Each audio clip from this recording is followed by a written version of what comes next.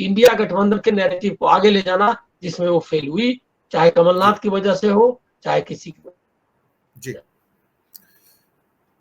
हेमंत जी, आपके पास आता हूं। दर्शक मित्रों, एक सुबह मैंने दोपहर को 3 बजे एक प्रोग्राम दिया था, उसको जरूर देखिएगा कि इस चुनाव में कांग्रेस का वोट बैंक 3 राज्यों में ऑलमोस्ट स्टैग्नेंट था, जो पिछले चुनाव में था। सिर्फ एक छत्तीसगढ़ में 1% कम हुआ है। तो बीजेपी के पास वोट कहां से आए हैं, इसको पूरा मैंने 8 स्लाइड्स है, उसके अंदर पूरी एनालॉजी है। पॉपुलेशन का इंक्रीज है, वोटर्स का इंक्रीज है, 18 से 24 वर्ष का आयु वर्ग का जो नया वोटर आया है, कैसे वो हिंदुत्व की थ्योरी से प्रभावित होता है, और कैसे वो सारे के सारे वोटर्स, जो कि करीब 60 लाख नए वोटर जो राजस्थान में आए, करीब 60 लाख नए वोटर एमपी में आए, और 25 लाख नए वोटर जो छत्तीसगढ़ में आए, इनमें से 80% लोगों ने 18 और 24 के बीच में जो फर्स्ट टाइम वोटर्स हैं, उन्होंने बीजेपी को वोट दिया है। वही फर्क है कांग्रेस और बीजेपी के बीच डिफीट और सक्सेस का। ये बहुत बड़ा एपिसोड है, 22 मिनट का एपिसोड है, 8 से 10 स्लाइड है, उसके अंदर आपको बहुत सारी वाइटल इंफॉर्मेशन है। उसमें सोशल स्ट्रक्चर भी दिया है कि यूथ देखता क्या है और कितना बड़ा यूथ है जो न्यूज और व्यूज को देखता है, और हमारे जैसे चैनल्स को कितने लोग देखते हैं। सिर्फ 4% युवा देखते हैं, सिर्फ 4%, 18 से 24 वर्ग को। आप सोचिए, ये सारी चीजें जो है प्रभावित करती हैं।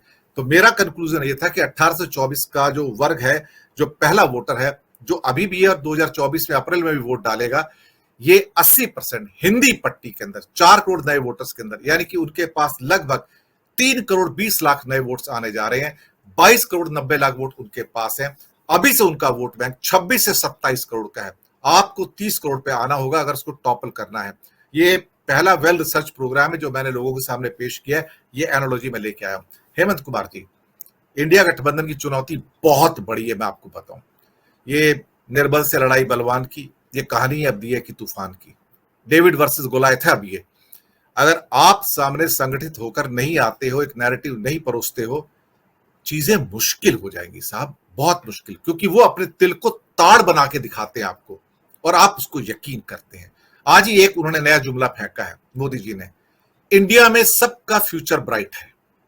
आप सोचिएगा इस लाइन के मायने क्या है सर। ये हर उस व्यक्ति को, यंगस्टर को जो 18 से 24 साल का है, जो कच्चा है, बिल्कुल अपने मन से कच्चा है, डिसीजन नहीं ले सकता, ब्लैक एंड व्हाइट में डिसीजन नहीं ले सकता, उसको लगता है कि इंडिया में सबका फ्यूचर ब्राइट है। मोदी जी ने कहा है यहां ट्रस्ट डेफिसिट नहीं है, इंडिया गठबंधन के साथ ट्रस्ट डेफिसिट है सर।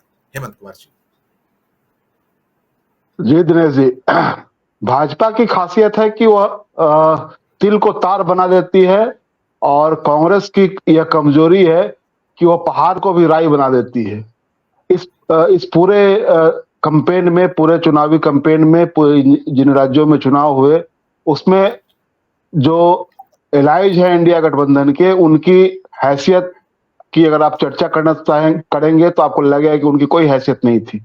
लेकिन उसको उस हैसियत, उस रूप में देखिएगा तो चीजें समझ में नहीं आएंगी। आपको यह चुनाव, बीजेपी के खिलाफ आप जो लड़ाई लड़ रहे हैं, ये बहुत फरवरी में एक सीपीआईएमएल का पटना में राष्ट्रीय ये महाधिवेशन हुआ था। उस महाधिवेशन में एक स्लोगन दिया गया था कि ये बीजेपी के खिलाफ चुनाव हम आंदोलन के रूप में लड़ेंगे, आंदोलन हमको करना पड़ेगा। आप कहाँ हैं? आपने कोई आंदोलन खड़ा नहीं किया। आपने एक जो भोपाल की रैली होने वाली थी, उस रैली को आपने कैंसिल कर दिया और बाबा बागेश्वर के पीछे आप खड़े हो गए, उसकी चरण वंदना करने लगे। तो आप राहुल गांधी की नैरेटिव को ध्वस्त कर तो उसको उनके कांग्रेस के भीतर के लोग कर रहे हैं। कांग्रेस में राहुल गांधी और खड़गे को छोड़ करके बाकी तमाम लोग जो हैं, उसमें मुझे लगता है अधिकांश लोग जो हैं वो बीजेपी के स्लीपर सेल्स की तरह काम करते हैं, मुझे ये लगता है। क्योंकि कमलनाथ जो कुछ कर रहे थे वो तो पार्टी की कब्र खोद रहे थे वहां पर। आप ये नहीं कह सकते हैं कि वहां अखिलेश की हैसियत क्या थी, और उनसे आप अभी अखिलेश की हैसियत की चर्चा करने की जरूरत नहीं है। आप ये देखिए कि आपने वहां परसेप्शन क्या बनाया। आपको परसेप्शन बनाना था, आप अगर रैली होने देते, आप सनातन के मुद्दे पर दुम दबा कर भाग गए। आप क्यों नहीं कह सकते थे कि नहीं, हम उस सनातन का जो उनका जो उदयनिधि का जो कुछ जो उनकी वैचारिकी है उससे हम सहमत नहीं है, लेकिन हम गठबंधन में है, हम साथ मिलकर लड़ेंगे बीजेपी के खिलाफ, और हम आपके विभाजन की राजनीति के खिलाफ हैं, हम आपके नफरत की राजनीति के खिलाफ हैं। ये कहने वाला कौन था?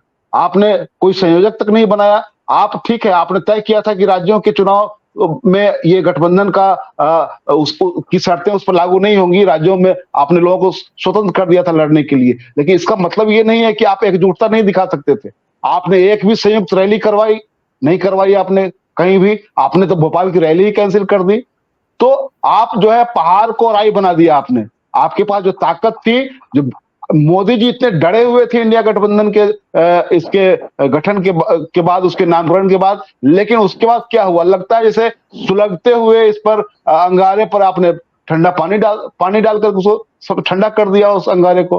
कहीं कुछ दिखाई नहीं दे रहा था, उल्टे जुबानी जंग शुरू हो गई उसमें। और उस जुबानी जंग के लिए कौन दोषी है? मैं मानता हूं कि कांग्रेस दोषी है। और इस चुनाव में कांग्रेस ने ये साबित किया है कि गठबंधन की राजनीति करना उनके बस की बात नहीं है। ये जो वो कर रहे हैं अभी, मौजूदा जो स्थिति है उनकी, उसमें तो यही उन्होंने साबित किया है। अरे आप, बीजेपी अपना पैसा देती है, अपना उम्मीदवार देती है, संसाधन मुहैया कराती है। बिहार ने देखा है इसको। हिंदुस्तान अवामी मोर्चा जो है जीतन राम मांझी वाला, उसकी क्या हैसियत थी? सारे विधायक फिर उन्होंने अपने पास वापस बुला लिए। चिराग पासवान को सारे संसाधन दिए, उम्मीदवार आरएसएस के उम्मीदवार जाकर चुनाव लड़ रहे थे उनके लिए। तो उनकी क्या हैसियत है चिराग पासवान की, हिंदुस्तान अवामी मोर्चा के जीतन राम मांझी की बिहार में? लेकिन ऐसे लोगों को वो ऐसे तस्तरी में परोस करके उनको इतना सम्मानित करते हैं कि लगता है कि इनके बिना इनका काम ही नहीं चलेगा। लेकिन ऐसा है नहीं। जब उनको हैसियत मिलाना होता है तो उनकी पूरी पार्टी को निगल जाते हैं, सभी विधायकों को अपने पाले में कर लेते हैं। लेकिन जरूरत होती है तो उनको कंधे पर बिठा करके घुमाते हैं। तो आपने इस पूरे अभियान में अपने सहयोग, लग रहा था जैसे सहयोगियों को निपटाने का ही कोई एजेंडा चल रहा था कि इनको निपट जाने दो, कोई दिक्कत नहीं है। तो भैया हम कह रहे हैं कि आप वोट उनका गिना दीजिए कि उन्होंने 0.5% वोट हासिल किया, क्या फर्क पड़ता है उससे? परसेप्शन तो आपने ये बनाया कि हम लोग आपस में लड़ रहे हैं। तो इंडिया गठबंधन के लोग जो थे, उनको इस लड़ाई में, इतनी बड़ी लड़ाई में, जो माना जा रहा था कि ये एक ऐसा सेमीफाइनल है जिसके बाद मोदी जी की नींद हराम हो जाएगी, लेकिन नींद हराम करने के लिए आपने कोई ऐसा काम करने के बदले में आपने उन लोगों को छोड़ दिया कि ये लोग अपनी स्थिति पर रहे, और आपने अपनी शर्तों पर जो करना था किया। तो खैर, आपने प्रदर्शन अच्छा किया। अब ये अंकगणित हम टीवी डिबेट में हम बैठ करके इस पर चर्चा कर सकते हैं। जनता को आप समझाने के लिए कितना अंकगणित लेकर के जाएंगे? मैं अपने गांव में एक शादी समारोह में आया हुआ था और वहां कोई अफसोस करने वाला नहीं था इस हार पर, इंडिया गठबंधन की हार पर, बल्कि मोदी जी का मैजिक चल रहा है। ये वहां आम आदमी भी इस बात का गुणगान कर रहा था, अरे मोदी जी ने फिर कमाल कर दिया, फिर कांग्रेसियों को धूल चटा दी इन्होंने। तो ये जो नैरेटिव है, जो अभी अनिल सर कह रहे थे कि आपको अपना एक चुनाव संघ टाइप का कुछ बना करके आपको लड़ना पड़ेगा, एक ऐसी पार्टी जो चुनाव हारती नहीं है, कहती क्या नहीं, हम चुनाव हारते नहीं, हम सबक सीखते हैं और उस सबक पर आगे काम करते हैं। लेकिन यहाँ क्या है, आप सबक लेने की बात क्या, आपने लोगों को आप सबक सिखाना शुरू कर देते हैं। तो ये जो स्थिति है, इस स्थिति में मुझे लगता है कि कांग्रेस को फिर से चिंतन करना चाहिए। आप जैसे ही रिजल्ट आना शुरू हुआ, आपने तुरंत इंडिया गठबंधन